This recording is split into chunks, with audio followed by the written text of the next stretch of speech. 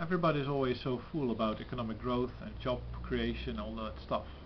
But on the other side of the equation, being inside companies that have delivered products, I can clearly see that there's an incentive and an effort to make products that suck.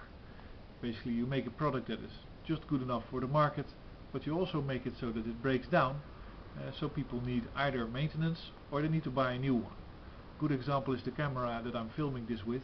It has a zoom turret or something in the front that moves around, and it's basically too weak.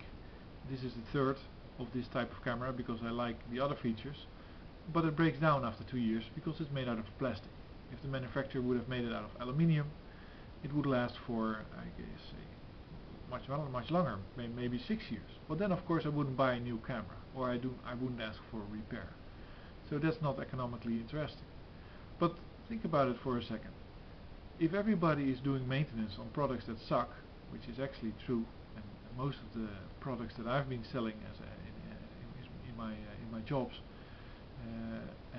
had been specifically designed to generate long-term income for my company, and so also for me, keeping me busy for a long time. If everybody does that, then of course everybody is paying for it as well. So if you buy a car, or if you buy a product, let's say a camera like I'm holding right now, you know that you have to buy a new one in a year. So basically you know that the actual cost of this camera is much higher than it used to be. You know, you used to buy cameras in the 50s and in the 60s which were expensive, but they're still working. My father had a number of very nice cameras, analog cameras you would say, and they work perfectly. There's nothing wrong with that. After more than 30 years. So that's the whole idea. And what would happen if we would create quality that didn't break down? We would have more time. We would have less jobs, but of course we would have more free time in which we could enjoy those quality products. Society would be better. But of course that doesn't really work for the people that manage the money. If you work in a company and the company makes products that are perfect, let's say solar panels for instance, they are perfect products. They don't break down. If you have a monosilicon solar panel, they're designed for a life of 30 years, but most of them never break down. They just don't. Some of them are 60 years old now, because that's about as long ago as people found out about photovoltaics. It's silicon, it's stone. It doesn't wear. Nothing happens to it. That's a perfect product. And of course, the silicon PV market, if they would make, let's say, an explosive production run for the next 5 years, the whole world would have electricity, and then everything would stop, and we would have electricity forever. And that's a dangerous product.